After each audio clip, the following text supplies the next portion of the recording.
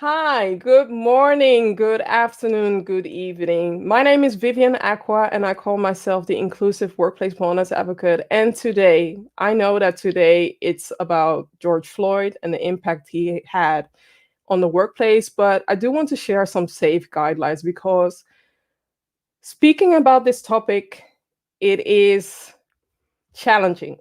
So I do want you to be mindful of us sharing our heart, our sharing honesty, our sharing trust, but also know that this is a safe space. So I will not, and I repeat, I will not tolerate hateful messages or trolling or whatever. I'm not inviting them. I'm just letting you know that yes, I can block you.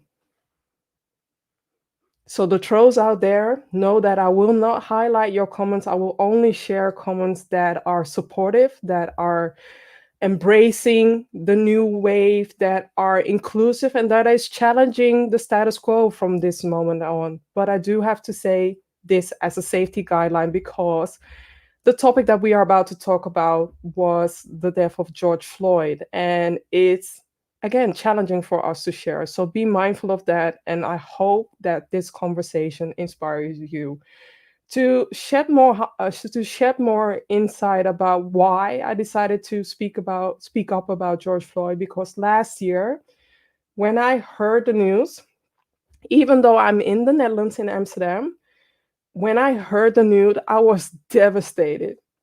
I was devastated. And each time that I witness something, that I see something, I can see my brother. I can see an aunt. I can see somebody that looks like my brother, that looks like my aunt, or that looks like my father, or looks like my mother, or looks like my sister. And it's hurtful to see that. It's hurtful to see that. In the Netherlands, it was being played over and over again, it seems like sensational, right? And there was one time my son is coming in and he has his Mickey Mouse moment to come in, but I asked him to come in. Come. I asked him to come in because his dad and I, we had to explain what happened to George Floyd. Know that, yes, he's biracial. Part of him is Dutch, but the other part is Ghanaian. And when explained to him what happened to George Floyd, the only question that he asked me was, is somebody going to hurt you? Let that sink in. Because dealing with knowing what happened to George Floyd, and then suddenly it touches home to me that I have to do the double parenting sooner than expected.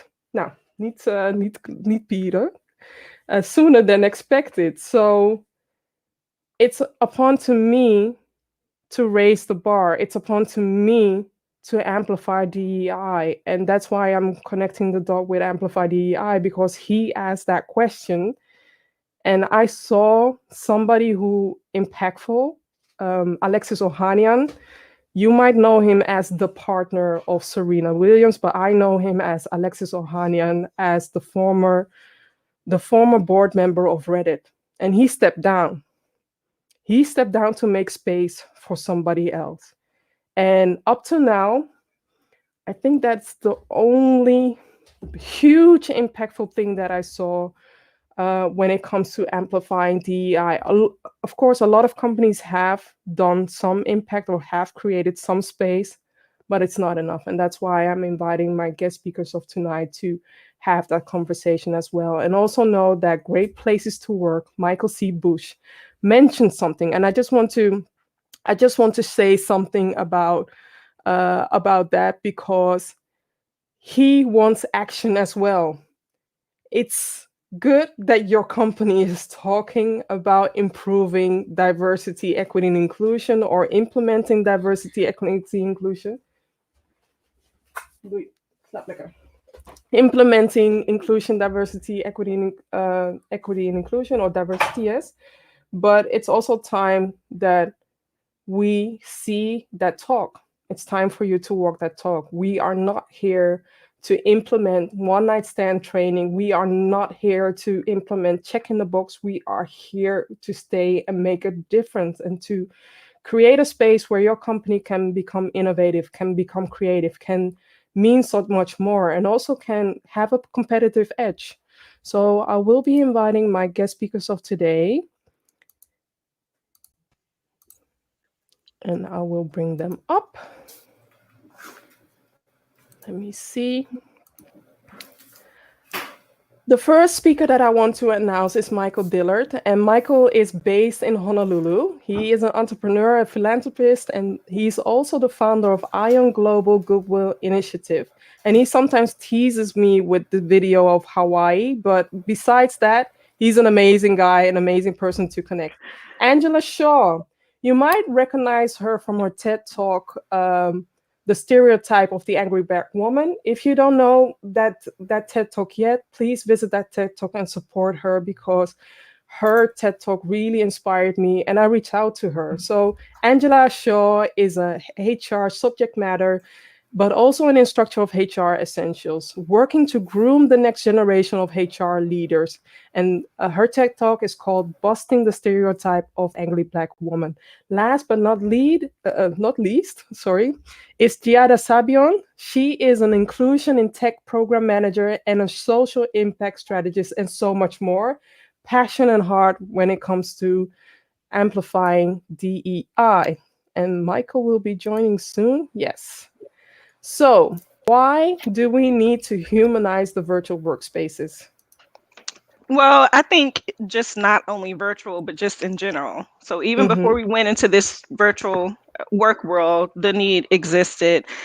A lot of reasons, but I think for me, the biggest reason is the disparity that exists in how people are treated everywhere, even in the workplace, or especially in the workplace. So I think by acknowledging this disparity, the disparity of our past, the disparity of how we're promoted, how we're selected, how we receive raises, that disparity, if we acknowledge that, that's one way in which we can help humanize the workplace, because we will want to talk about it more. It'll make it easier to do the work that we need to do to get the change that we want. I love that. And thank you for sharing that. That deserves an awesome card. And Giada? Giada? Oh, well, I think, can you hear me? Yes, I can hear you. Yeah, okay. Okay, great. I think, well, if I'm thinking of what we've gone through this past year, we're coming into sort of entering the second year with COVID. I think what I've heard more and more is the fact that people, the fact of being at home, the fact of being able to work from home, and has really gotten a lot of people to rethink about what their priorities are. Actually, in some ways, made work become secondary. We've all valued work a lot in the past, and it's been like a primary thing. And some people are saying, well, maybe I'm going to try something else. Maybe I want to go out on my own. Why do I need to do the 9 to 5? They're realizing it's not necessary anymore. And with this shift in priorities, I think that really what I get, how I interpret it, is that people really just want to connect to what you're saying about the human aspect of life, and what they're rediscovering their home and family life, and their lives outside of work, essentially. So I think if we want to continue, especially if we want to go into the subject of mental health and really continue down in that path, it's important for employers to recognize that, and that need for people to just relate and feel comfortable and be authentic as well in their work environment, in order for it to be sustainable in terms of, again, as I said, especially mental health. People have really, I think, had the chance to reprioritize. Not everyone, but I think many have had the chance to reprioritize. So it's very important for us to touch into that, for sure. Thank you. And Michael? So for me, I think that it's just a very basic thing, right? I mean, people are people, right? So whether you're on the virtual space or whether you're in a workspace, people want to feel accepted. They want to feel connected. They want to feel like they're people. And when you feel like you're a person, you're going to deliver more for that company, because you feel that you're accepted and you're not just like you're not some little box to check off, right? No, you care about me, you care about my family, you care about everything that goes into me. So I think that it would only be in any company's best interest to work to humanize the workplace, whether it's virtual or, a physical front, right? It's necessary. We spend a lot of hours at our jobs, right? So it's a good thing. We spend a lot of hours at a job, but yet my son is being taught at school to activate his human aspects. And yet when we go to work or when we go to the office, it seems like we need to tone it down, or it seems like we need to leave the fun part at work or leave the yucky part or the sad part or the things that aren't fun or related to work, leave that at home and only activate what you need for the workplace. It doesn't work like that. I'm not a robot, and neither are you all. So why is it so that we are telling people to become robots while we're not? That's a good point. So starting, Giada, starting from what was shared, I can see a comment from Marjolein, who sometimes is also here, has also been a guest on the show as well. Thank you, Marjolein, for sharing this. And now we're going to talk about George Floyd. And again, I do want to emphasize that it's important for you to share whatever it is that you want to share, because I value a safe space. And if you want to skip, that's totally fine. But can you share one word after hearing what happened to George Floyd, and why are you choosing this word, Giada? I think it's difficult to reduce it to one word, but two words is also allowed. Well, of course, deep grief, confusion, and I would say, but maybe my primary word would be shame or embarrassment. And I chose that word. It's sort of double-edged. Like, shame is, of course, based on how shameful the actual scene and what we was, and then on a more personal side, shame because I felt so ashamed that it took that to activate certain parts in me. And to revisit certain thoughts or just even to think about certain things in general.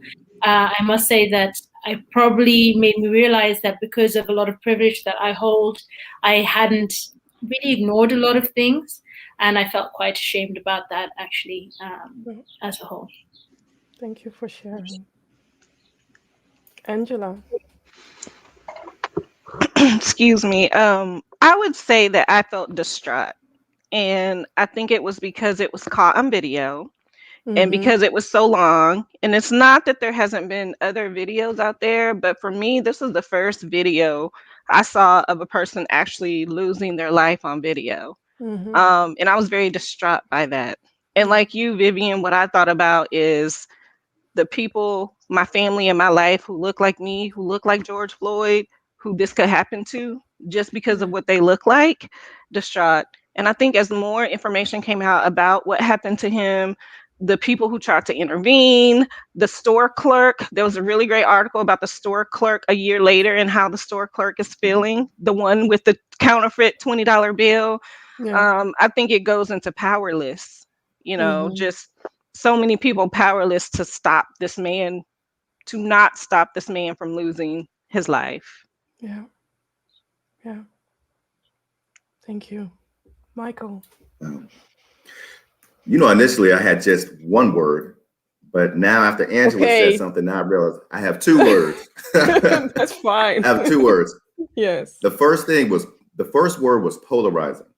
It's polarizing, right? So what I saw is that it polarized everyone, right? So I quickly saw, whether I was at work or church or wherever, people that I thought was an ally, I quickly found out where people stood based on their comments.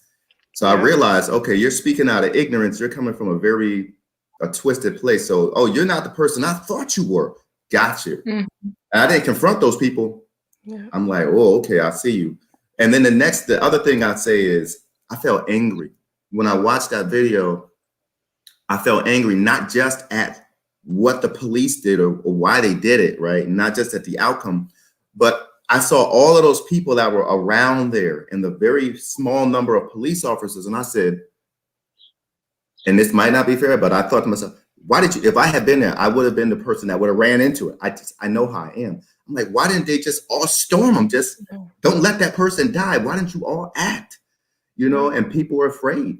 And that's why I felt angry for multiple reasons. But on the back end, it was the fact that you're all upset now, but you were standing around. You could have just, in New Jersey, we call it bum rushing. You could have just bum rushed the police and they just would have dealt with what they dealt with. But the man didn't have to die. So those were the two things that I felt.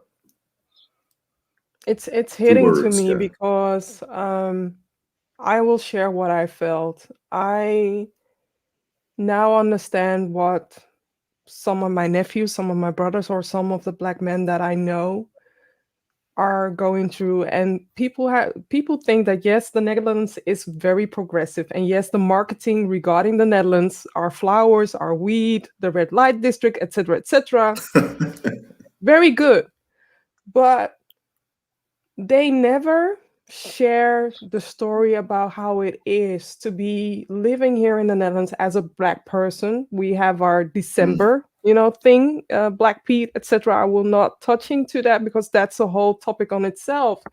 But being a woman, being a Black woman, and realizing the hurt that I recognize now when some of the Black men within my circle are sharing, and realizing that you just saw Orlando, he is biracial, but for the outside world, he'll still be seen as a Black man. And I felt hurt to share to a 6-year-old why a person of color had to die. And I realized that I have to start the double parenting now. I knew it was coming someday, but I did not know that it's going to start now. And I'm getting a little bit emotional because it's painful to be able to share that with a child. And even more painful to watch the video over and over again, especially the part where he was screaming for his mother. That was too much. That was a lot. That was a lot, because when was the last time that you saw a white person going through what George Floyd went to? Have you ever seen, besides seeing horror movies, have you ever seen something realistic, similar, like that on television? Vivian, you mentioned the double parenting. Every Black person knows what you're talking about when you talk about this double parenting that we have to do. So I just had to co-sign on that phrase. Definitely. For the people that don't recognize it or don't know what double parenting is. So let's say that we have, you have the Acquah book for parenting, right? Every parent have that. On top of the Acquah book, we have another Acquah book for people of color, for Black parents to share with their child how to behave when the police confronts them, how to make your hands visible, how to not aggregate the conversation where they can use certain things, and how to diffuse the situation when you come into contact with some authorities, because it's your word against them, and you are by default labeled as the criminal. It happens here in the Netherlands. Well, let's keep it real, because it's easy to point the finger at the US. But if I share the stories that are happening here, a similar thing, what happened to George Floyd, happened here in the Netherlands 2 or 3 years ago. Similar. So no, Europe might be seen as a role model. And yes, we are in some cases. Our public holidays, our bank holidays, our HR policies, maybe, but the human aspect of treating other people that don't look like you, don't talk like you, don't have a different background, there's a lot to be learned, taught here as well. And people take it lightly, but actually the British monarchy and what happened to Meghan Markle, that actually is an example also of Europe and its treatment of people of color, and her actually being in her workplace and not getting the help that she needed. Yeah, and Meghan only shared that's true. just this part, just a tip of the iceberg. That's what she shared. Just by sharing what she endured. And I think she lived in the UK for 3 years. Imagine growing up there. Imagine growing up here in Europe.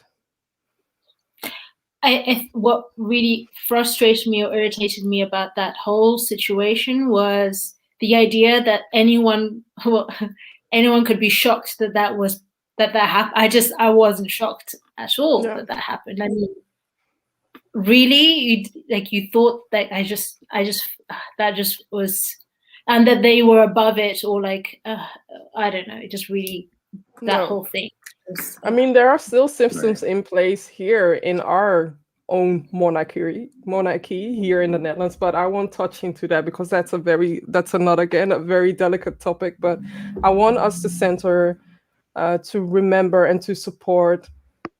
George Floyd opened up a lot, and I also wanted to share a comment supporting you, Giada. So Tanya is sharing, I resonate with what Giada said earlier. I wrote an article about work life while working in the advertising and marketing industry. Human connection is everything. Thank you, Tanya. And Michael, if you don't know Michael Groenewoud, you have to know him because he is a social justice ninja, and such a supporter and such amazing, and he tells it like it is. So he shared totally not shocked individual here. So I understand that. Going to the next question, and I'll start with you, Michael. Some companies, managers, leaders think that we should not address social injustice, politics in the workplace. Google Basecamp, Google the example of Basecamp and Google the example of Google. What's your opinion? And please share why this is important as well. Oh, this is a great loaded question. One. I love questions like this. And you know what?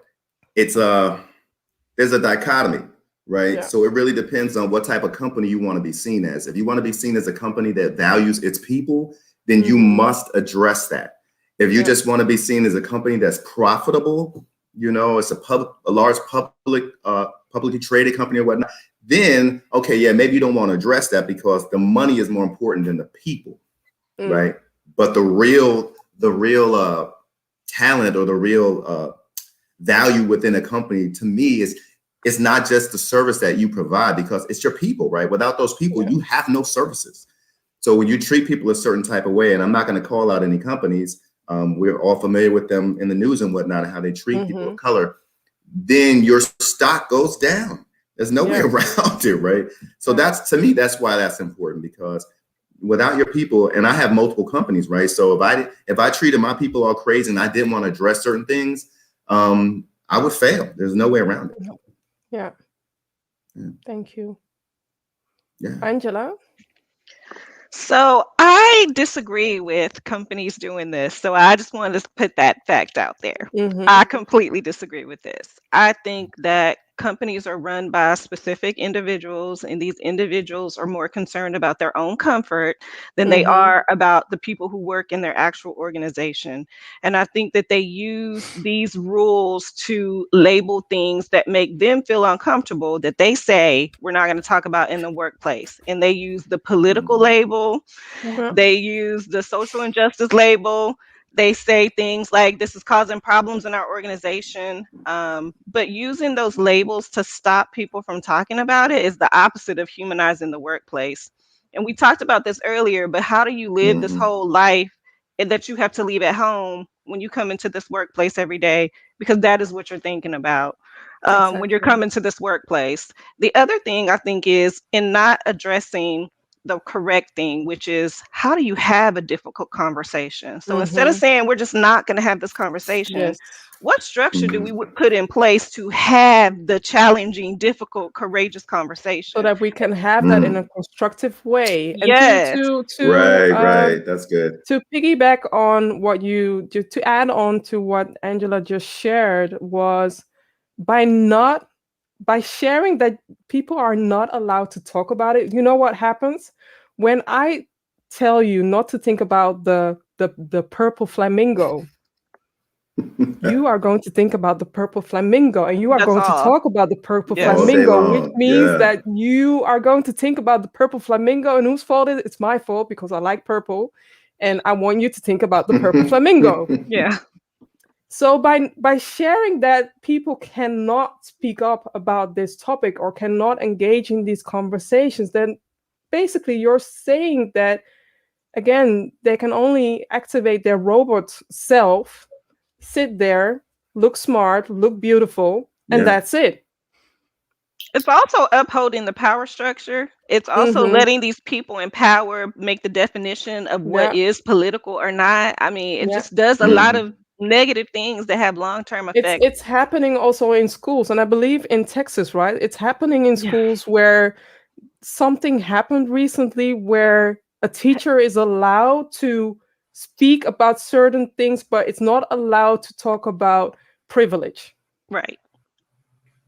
And I'm just like, whoa, what's happening here? What's happening here? We have to be able to provide a safe space to have these conversations. And it starts in the educational system, but it also starts at home. And it can be constructive in the workplace. As long as you provide space and provide guidelines and provide situations where people are allowed to have these conversations in a constructive way, don't behave like the elephant in the glass room or in the glass closet, because that's not going to work out well. We all know about whitewashing history, but we're actually whitewashing it while it happens. We're not going to talk about it. We're whitewashing it in real time, y'all, in real time, because we're not going to talk about this. This is some 1984 stuff. This is 1984 stuff right out the book. Okay. They're changing the meaning of certain words and things. So you can't talk about that, right? It's like, wow, it's right in the book. Crazy. But luckily, we live in an era where we have social media, because otherwise it would have been hard to connect. It would have been hard to even engage in similar conversation, and even sharing our experiences or sharing stories to educate others. Michael also wants to share that he wants you to think about parrots. Michael, his other name is the Parrot Guy. So please, people, think about parrots.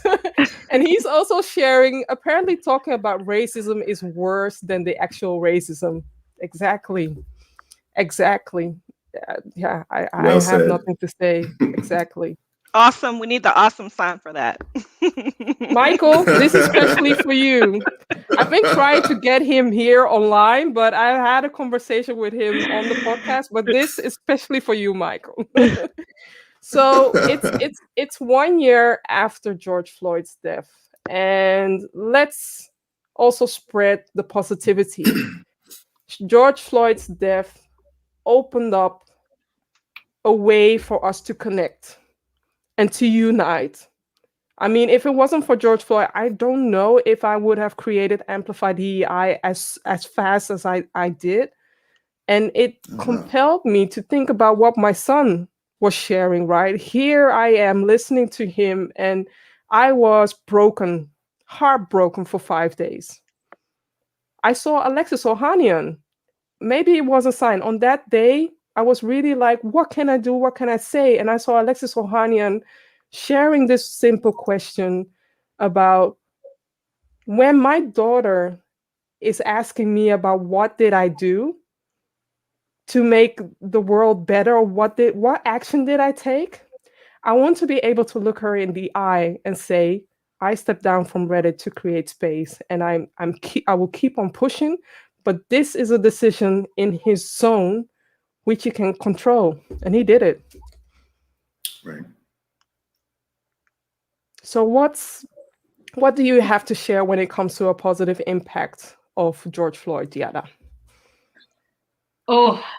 Yeah. So for me, it's definitely been well, like for many people, I suppose, a huge journey, and one that's brought me closer to community is really, and that's been insane. I don't know. I mean, we don't have enough time in the world to go through what that process is like, but that was quite amazing. So I thought I thought one thing about the environment that I was in, and I really got like slapped in the face, cold water ice about the reality, similarly to what you said, Michael, about, when people were making comments, you're like, oh, so that's what you're about. Okay. It was so revealing, and it helped me find my people. It sort of revealed like in true colors and who I really, and then on a separate note, it also made me connect with, this is part of coming back to the shame element.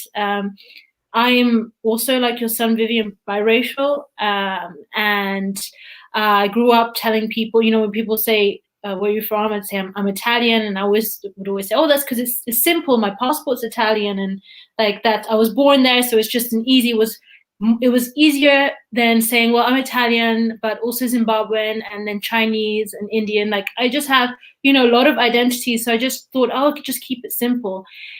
And I just ended up having lots of conversations with my mom, and also I feel a lot more comfortable I felt like an imposter, right? To claim that African heritage of mine, and it's helped me come closer to that and feel more comfortable about expressing that in a certain way, for sure. It's the first time that I'm hearing this as well. I was curious, but it's not polite to just ask, right? So thank you for sharing that. I was curious too, Vivian, so it's okay.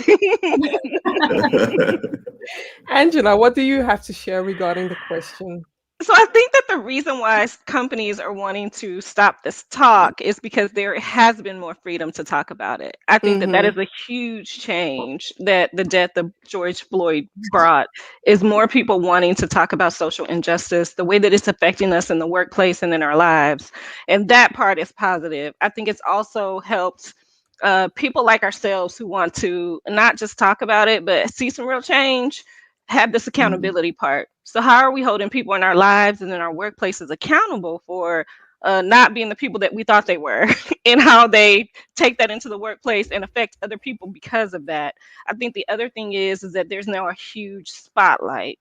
So even while people are still being performative and haven't done much work, it's a spotlight.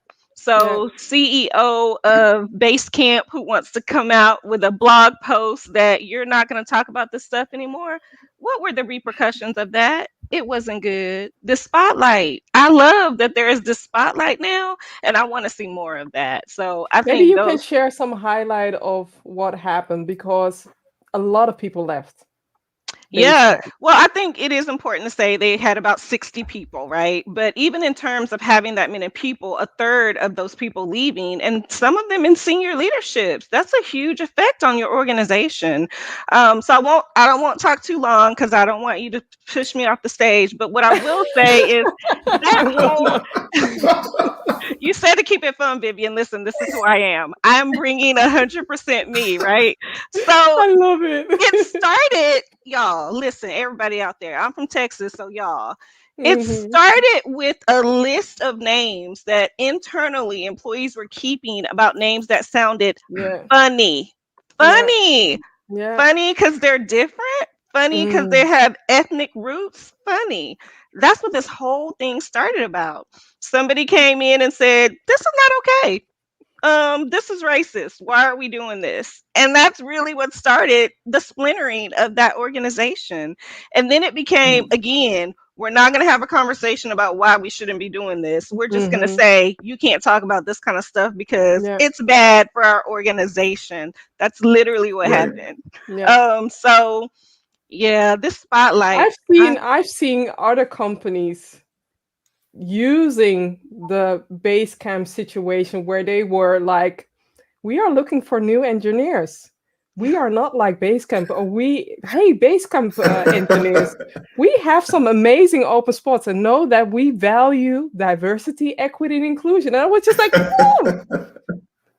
this is what I'm talking about, because there you're setting yourself apart, saying that we don't tolerate the BS that is happening in your company. Mhm. Come to us. We value certain elements, or we value the elements of DEI.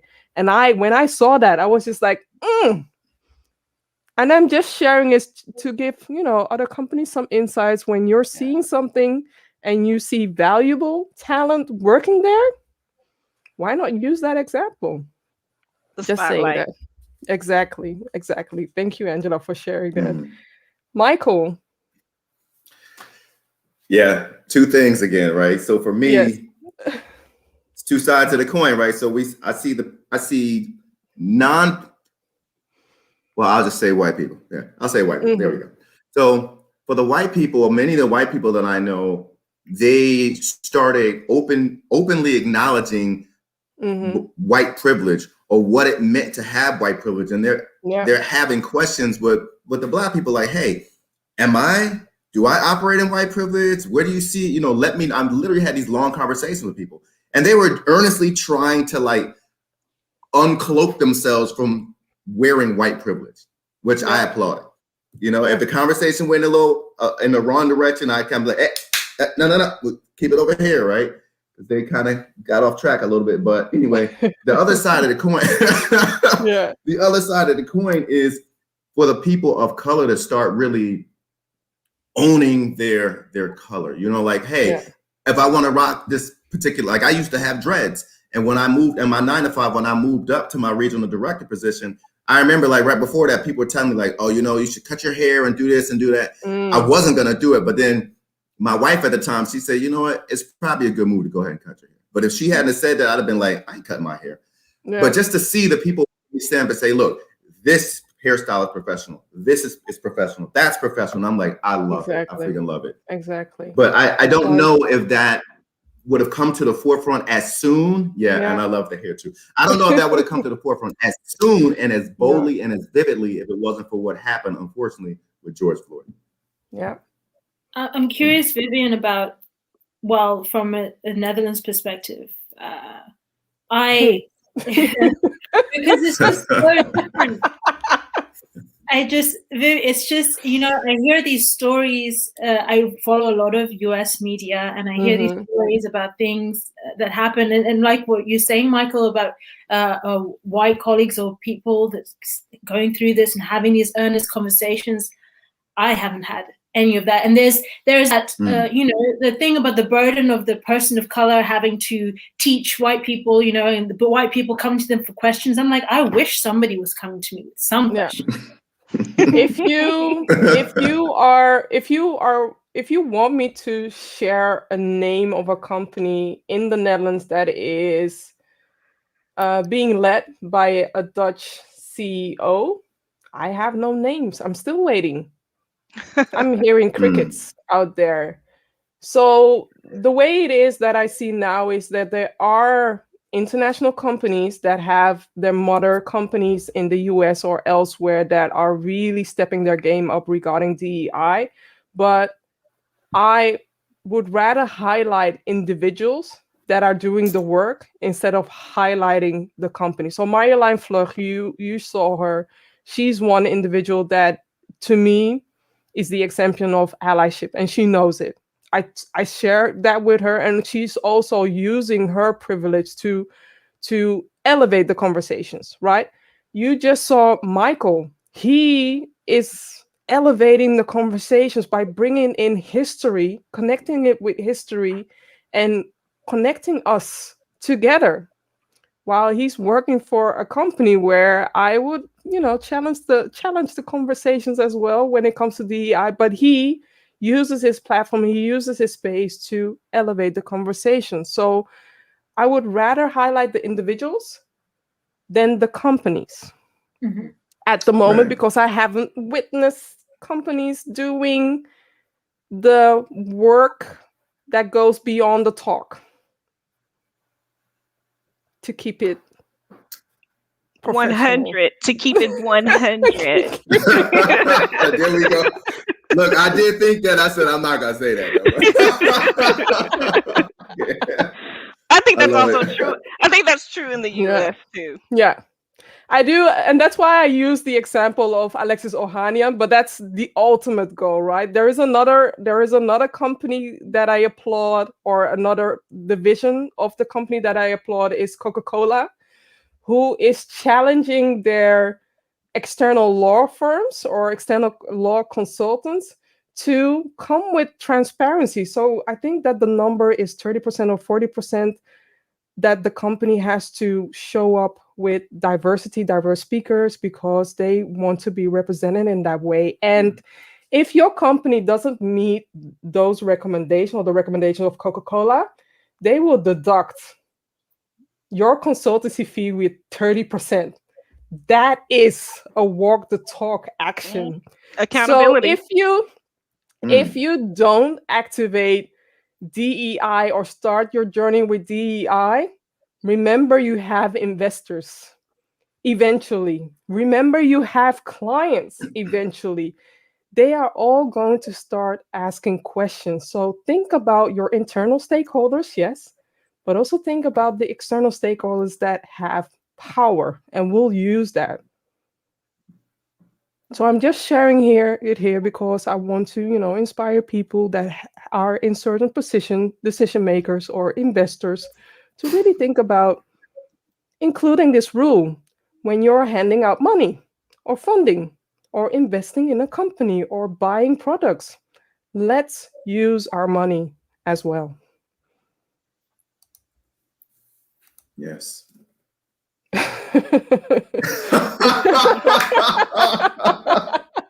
This is how savage Michael is.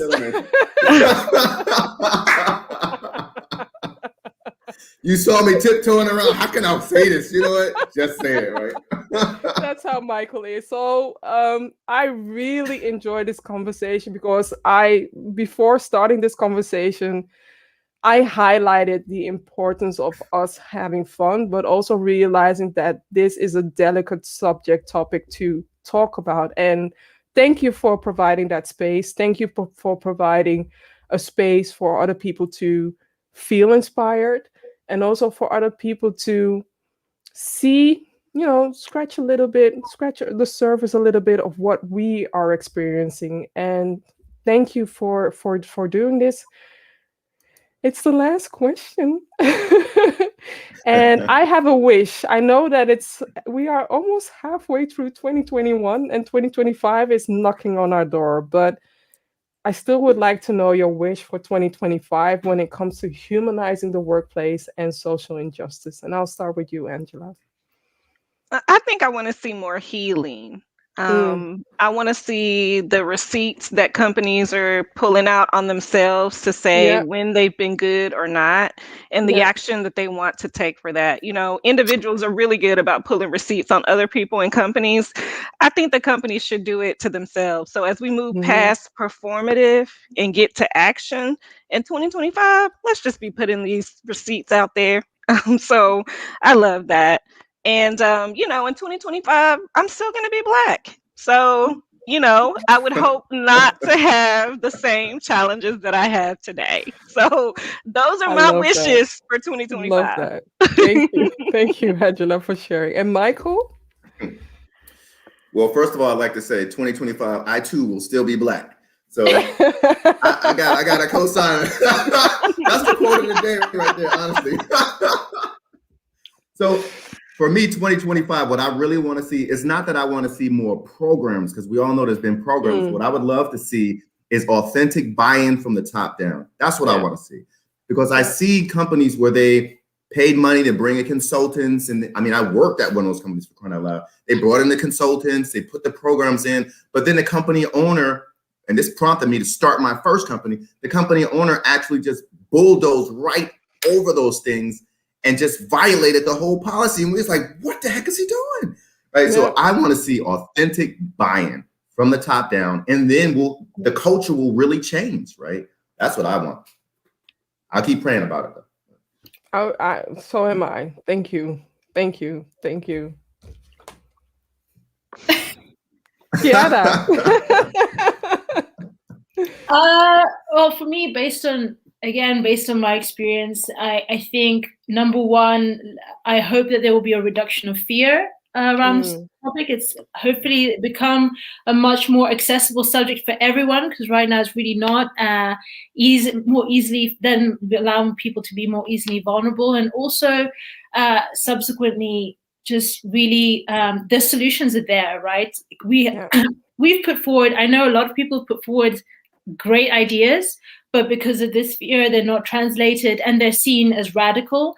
So I really hope that what today is seen as radical is no longer seen as these extreme radical ideas, and it just, these things, and the ignorance basically starts melting away, because people, wouldn't like to call people stupid. I don't think a lot of people are bad or unkind or stupid. I just think it's ignorance, and hopefully all this combination of things will, fingers crossed, bring some progress. I hope in 2025, I hope that more companies are preventing fires from happening.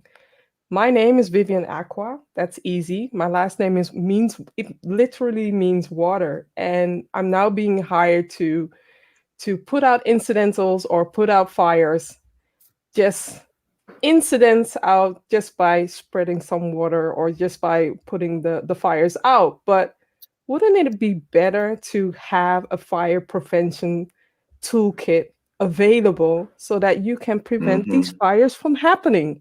Just putting that out there. Absolutely. So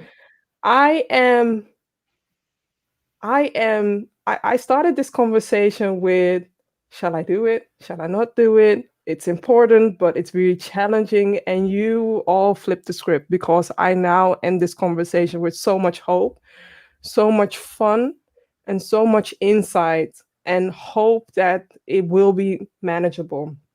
I also would like to share something with you all. So let me highlight.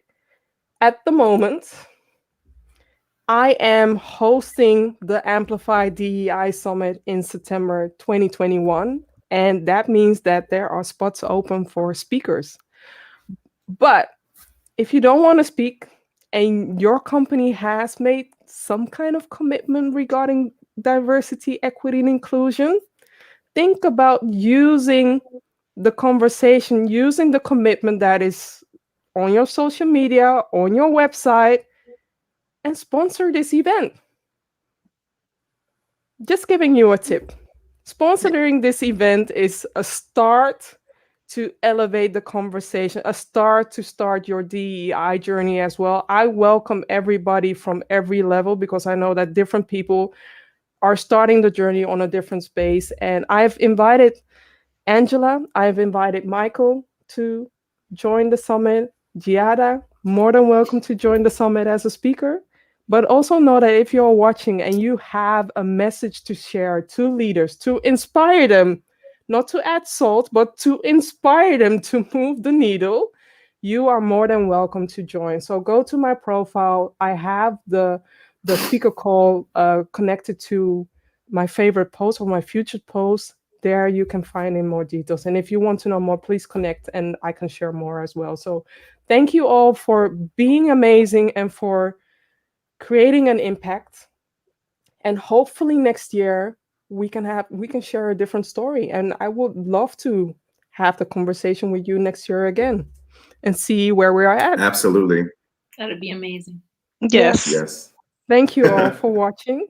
Thank you. And know that you can listen or you can watch the replay on LinkedIn, Facebook, Twitter, YouTube as well, but also know that it's on your podcast channel. So listen back to this Let's Humanize the Workplace, because the amazing guest speakers have shared so many amazing tips, and it will be a loss if you don't listen back and implement some of the tips that the people have shared. So I'm seeing one comment.